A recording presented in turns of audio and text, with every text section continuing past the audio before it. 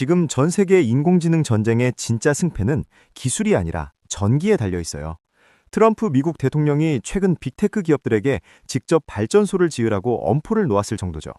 내 전기요금이 AI 때문에 오를까봐 걱정하는 사람들의 불안을 정확히 찌른 거예요. 그런데 여기서 드는 의문이 하나 있죠.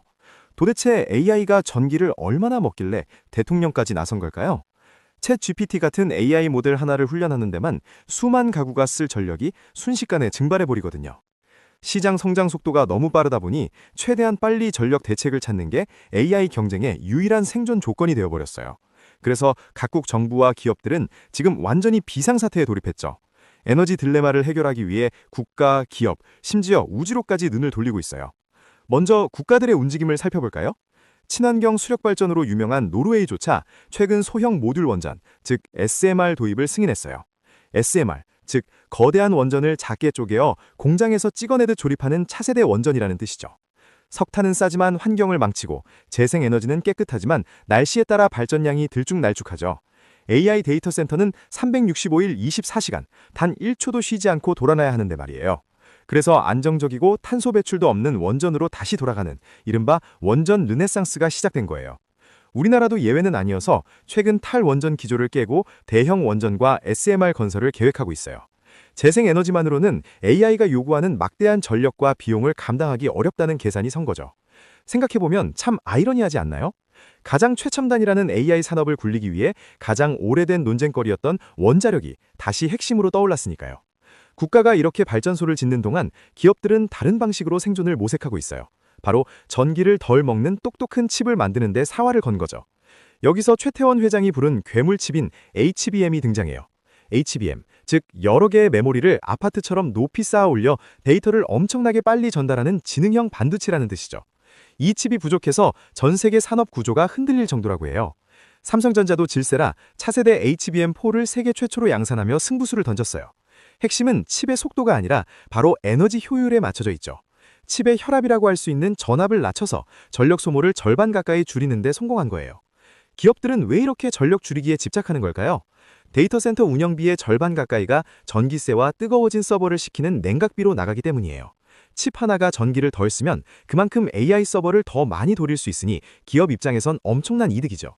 즉, 이제 반도체의 성능은 얼마나 빠른가가 아니라 얼마나 전기를 적게 먹느냐로 결정되는 시대가 온 거예요. 자, 국가는 원전을 짓고 기업은 저전력 칩을 만들고 있어요. 그런데 이 정도로는 턱없이 부족하다며 아예 지구 밖으로 시선을 돌린 사람이 있습니다. 일론 머스크는 정말 상상도 못할 계획을 내놓았어요. 아예 우주에 AI 데이터 센터를 짓고 우주 태양광으로 전기를 공급하겠다는 구상이죠. 지구에서는 태양광이 밤이나 흐린 날씨엔 무용지물이잖아요. 하지만 우주에서는 24시간 내내 지구보다 최대 8배나 높은 효율로 태양에너지를 100% 쓸 수 있어요.